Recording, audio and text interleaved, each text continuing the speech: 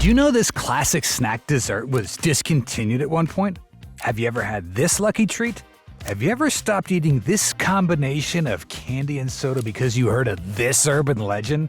These beloved favorites were yanked from shelves for one reason or another, leaving behind generations of disappointed fans. Some have made triumphant comebacks, and some returned only to fizzle out.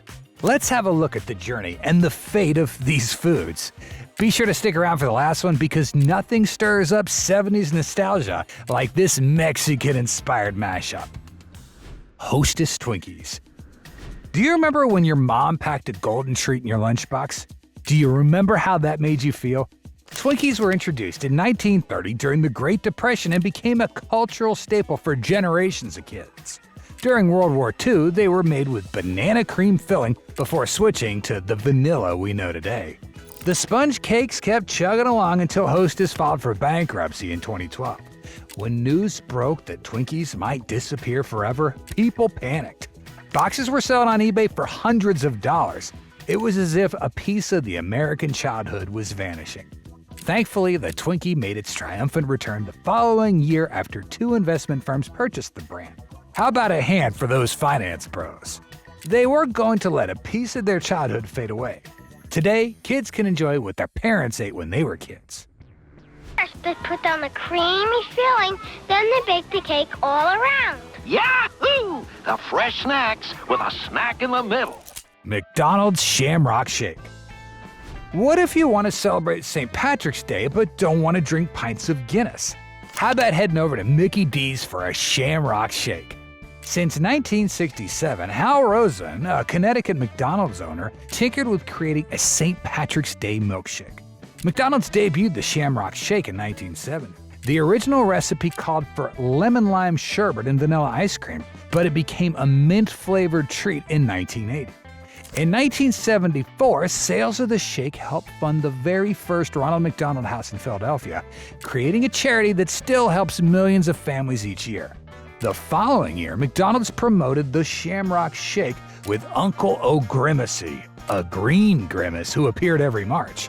Although the shake was not discontinued throughout the 90s and early 2000s, the Shamrock Shake was a rare regional treat, available only in certain markets. Fans created websites just to track which locations carried it. Then in 2012, McDonald's took the shake nationwide for the first time. Now, every February and March, you can get a taste of Irish luck anywhere. It's made of classic vanilla soft serve blended with shamrock syrup and topped with whipped cream. You can also get an Oreo Shamrock McFlurry. Have a rich and thick green Shamrock Shake. Good taste is in full bloom at McDonald's. Just the first screen is free. Shamrock Shakes for you. General Foods Pop Rocks. Do you remember popping these and running over to the mirror to see the fireworks in your mouth? Although the idea for this unique candy came in the late 50s, a pair of food scientists from General Mills invented Pop Rocks and brought it to store shelves in 1976. The candy exploded in popularity.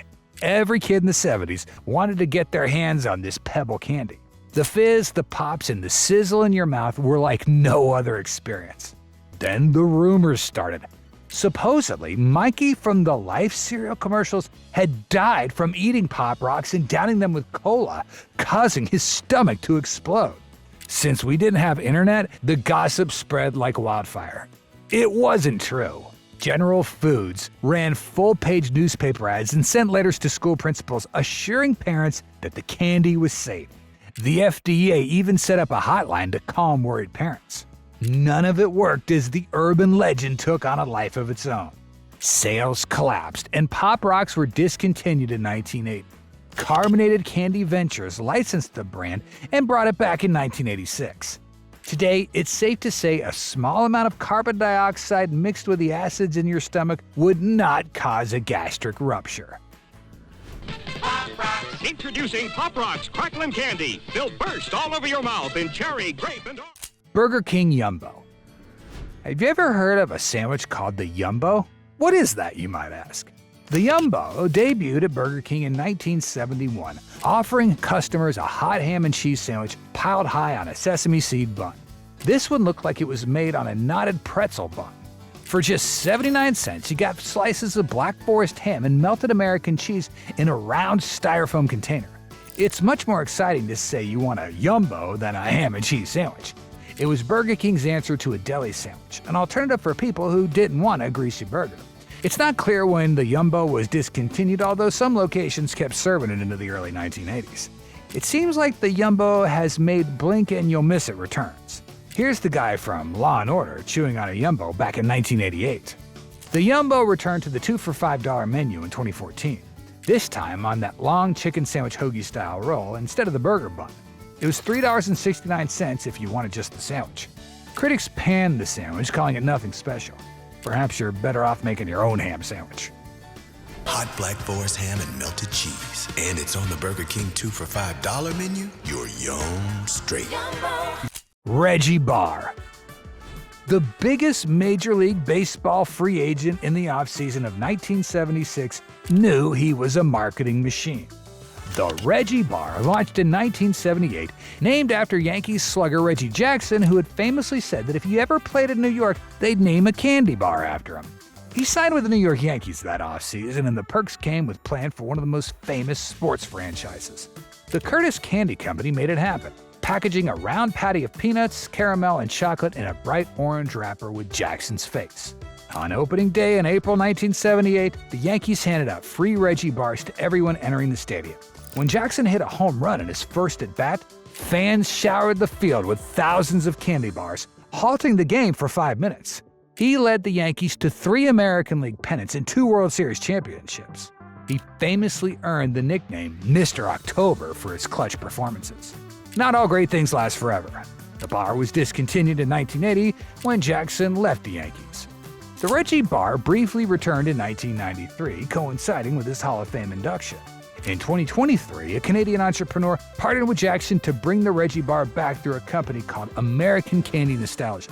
The new version, manufactured in Pennsylvania, now sells in stores across America and online at Amazon. Caramel center, lots of fresh roasted peanuts, and a super chocolatey covering. Reggie, the candy they named after me.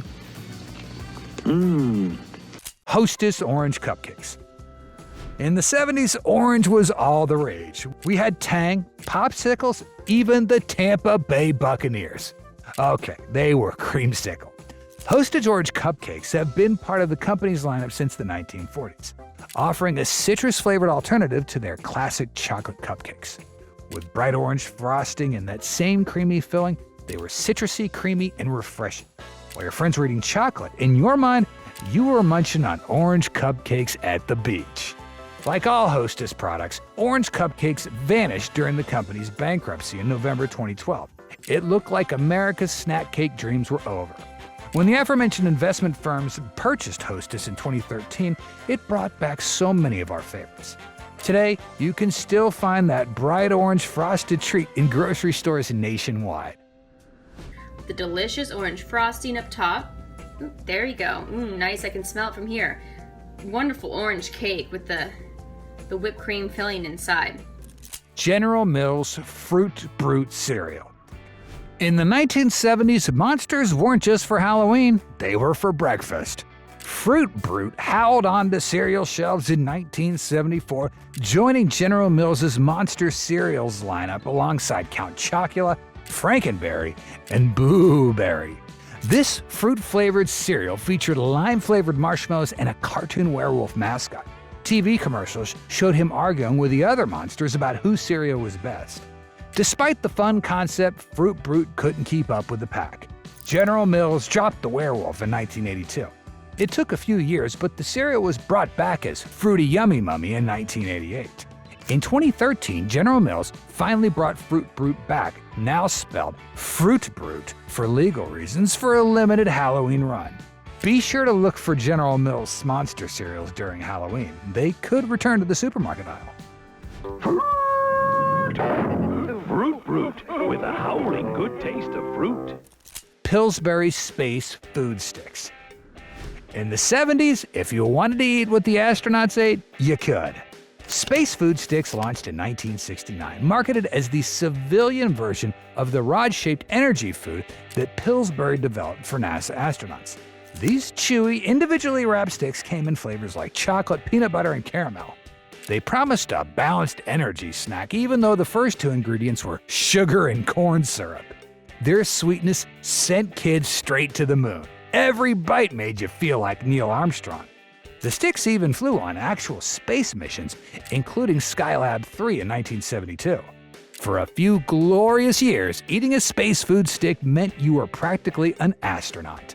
By 1978, the space craze faded. Pillsbury dropped space from the nickname, rebranding them as simply food sticks. Not as fun and appetizing. They disappeared from the shelves by the mid-80s. In 2006, a nostalgic entrepreneur, Eric Lefkowitz, revived them under Retro Future Products, selling chocolate and peanut butter versions at flight museums and specialty stores. Eric's version lasted 8 years before a private equity firm bought out his manufacturer. If you were lucky enough, you got a taste of space-age Americana. You should try Space Food Sticks for good nutrition and lasting energy in a chewy, tasty snack food. Carnation breakfast bars. Who has time to sit down for breakfast when you got places to be? Carnation breakfast bars appeared in the 1970s as the ultimate solution for busy mornings. These individually wrapped bars combine the nutrition of Carnation instant breakfast in a portable form you could eat on the run. Flavors included chocolate chip, peanut butter with chocolate chips, and honey nut. Eventually, Carnation shifted focus, and the original breakfast bars were discontinued in 1997 due to low sales.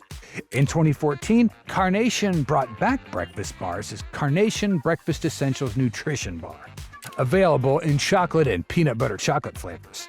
Then, in 2020, Nestle decided to pull the plug on breakfast bars, leaving morning people hanging. New Carnation Breakfast Bar, the instant breakfast you can get your teeth into. Hostess Chocodiles. Growing up, were you jealous that you never got to try a Hostess Chocodile? Chocodiles debuted in 1977. They were Twinkies dipped in chocolate. The mascot was Chauncey Chocodile, an alligator who wore a hat and spoke with a sophisticated accent. If you love the Twinkies, these were the ultimate treat. The problem was that before 2014, they weren't available to most of the country. There were only a few factories on the West Coast making them. To ensure they stayed fresh, they were limited to the West Coast. This only added to their mystique. If you lived elsewhere, you either had to visit relatives in California or just live with chocolate Twinkie envy. When Hostess went bankrupt in 2012, Chocodiles disappeared along with everything else. After being acquired by an investment firm, the new Hostess brands reintroduced the cake as fun-sized Chocodile Twinkies in 2014. This time, they were available nationally for the first time. The Chocodiles were reintroduced again in 2017 as full-size fudge-covered Twinkies. It was new and improved with better-tasting chocolate. It was a hit. Then, in 2023, the J.M. Smucker Company acquired Hostess brands and the Chocodiles were gone again. Oh well, we can only wish it could be brought back again. Hostess Chocodiles! That's a golden cake covered with chocolate flavor and cream filling inside. So big and delicious that it takes a while to eat a Chocodile. Taco Bell Enchirito. It was half enchilada, half burrito, and it was all delicious. Taco Bell introduced the Enchirito in 1970, which represented one of the chain's first experiments with Tex-Mex fusion. The concept was simple. Take a soft flour tortilla, fill it with seasoned beef, beans, and onions, roll it up, and smother it in red sauce and cheese. It was served in an aluminum foil tray with 3 black olive slices on top, looking more like an entree from a sit-down Mexican restaurant than a drive-thru. For over 2 decades, the Enchirito was a menu staple. Then Taco Bell discontinued it in 1993, only to bring it back in 2000 after fans wouldn't stop asking for it. Taco Bell replaced the Enchirito in 2013 with a smothered burrito. Once again, fans launched petitions. In November 2022, Taco Bell let customers vote on whether to bring back the Enchirito or the double-decker taco. The Enchirito won with 62% of over 760,000 votes. It returned briefly in May 2023. Who do you think should decide on what's on the Taco Bell menu? The execs or the customers? Let us know in the comments. Everybody loves the taste. Taco Bell, 'cause we're the fresh food place. Taco Bell. There you have it. If you enjoyed this video, watch some more. Here are 10 discontinued foods from the 90s that came back.